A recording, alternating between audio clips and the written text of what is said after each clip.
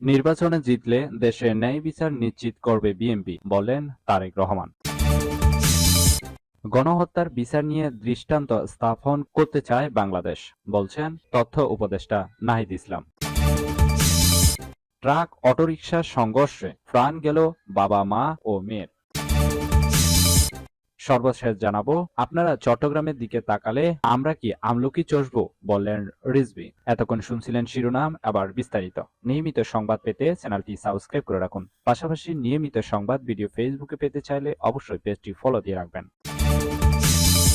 নির্বাচনে জিতলে দেশে ন্যায় বিচার নিশ্চিত করবে বিএনপি, বললেন তারেক রহমান। বিএনপির ভারপ্রাপ্ত চেয়ারম্যান তারেক রহমান বলেছেন, নির্বাচনে জনগণ বিএনপিকে দায়িত্ব দিলে ন্যায় বিচারের বাংলাদেশ নিশ্চিত করা হবে। পাশাপাশি স্থানীয় সরকার থেকে রাষ্ট্রের সর্বোচ্চ পর্যায় পর্যন্ত সবাইকে জবাবদিহির আওতায় আনা হবে। পরিবারে জবাবদিহিতা আছে বলেই পরিবার ঐক্যবদ্ধ থাকে, পরিবারের জবাবদিহিতা থাকে বলেই পরিবারের ঐক্যবদ্ধভাবে সবাইকে নিয়ে এগিয়ে যায় বলে জানান তারেক রহমান। বলেন, দেশের জন্য কাজ করতে গিয়ে আমার বাবা শহীদ হয়েছেন, আমার ভাই শহীদ হয়েছেন, আর আমার মায়ের কারাগার ও নির্যাতনের শিকার হওয়ার কথা আজ না হয় নাই বললাম। এমন গল্প দেশের বহু বিএনপি পরিবারের। অনেকে দান্ডাবেরি পোড়ানো অবস্থায় স্বজনদের জানাজায় গিয়েছে।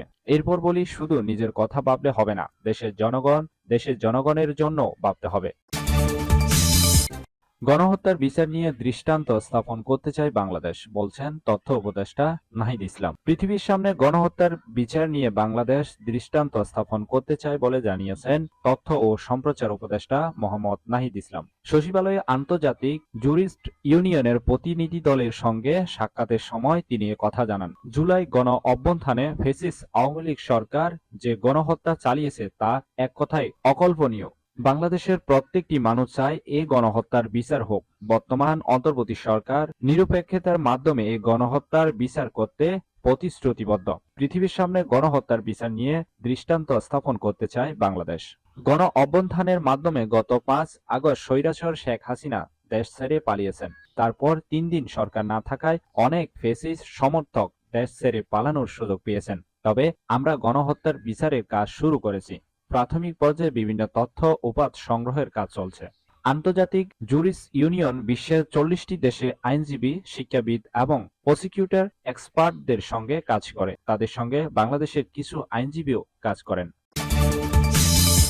ট্রাক অটোরিকশার সংঘর্ষে প্রাণ গেল বাবা মা ও মেয়ের। কুড়িগ্রামের বুড়াঙ্গামারীতে ট্রাক অটোরিকশার মুখোমুখি সংঘর্ষে বাবা মা ও মেয়ে নিহত হয়েছেন। এ সময় গুরুতর আহত হয়েছেন আরো 3 জন। সোনাহাট স্থলবন্দর সড়কের ঘুন্টিগড়ে এ ঘটনা ঘটে। নিহতরা হলেন বুড়াঙ্গামারী উপজেলার সোনাহাট ইউনিয়নের গয়নারগুটি গ্রামের মোহাম্মদ আলী, স্ত্রী মোমেনা বেগম ও মেয়ে মুন্নি আক্তার। পুলিশ ও প্রত্যক্ষদর্শীরা জানান, সোনাহাট থেকে অটোরিকশায় মোহাম্মদ আলী, তার স্ত্রী মোমেনা বেগম, মেয়ে মুন্নি আক্তার আলীকে নিয়ে বরুঙ্গামারীতে যাচ্ছিলেন। ঘুন্টিগড় এলাকায় পৌঁছালে বিপরীত দিক থেকে আসা একটি ট্রাকের সঙ্গে মুখোমুখি সংঘর্ষ হয়। এ সময় অটোরিকশাটি দুমড়ে মুচড়ে যায়।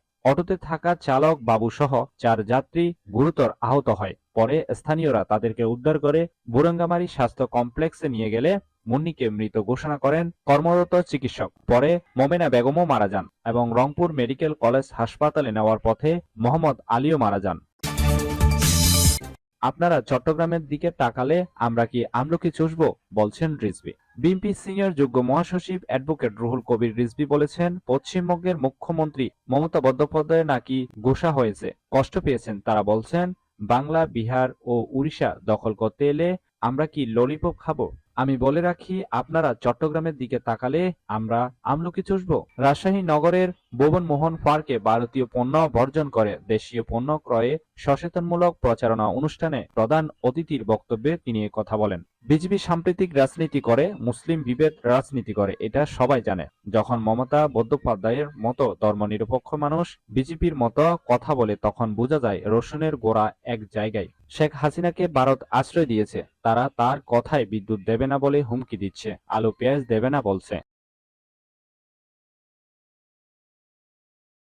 আপনারা মাগনা দিচ্ছেন নাকি? আমরা পয়সা দিয়ে নিচ্ছি। রুহুল কবির রিজভী আরো বলেন, ভারত ভিসা বন্ধ করে রেখেছে, আমাদের চিকিৎসা বন্ধ নেই, আমাদের ডাক্তাররা চিকিৎসা দিচ্ছেন। জাতীয়তার প্রশ্নে আমরা এক ও অভিন্ন, আমাদের দাবিয়ে রাখা যাবে না। এই ছিল এখনকার সংবাদ। নিয়মিত সংবাদ পেতে চ্যানেলটি সাবস্ক্রাইব করে রাখুন। সজীব চৌধুরী, বাংলা নিউজ 24।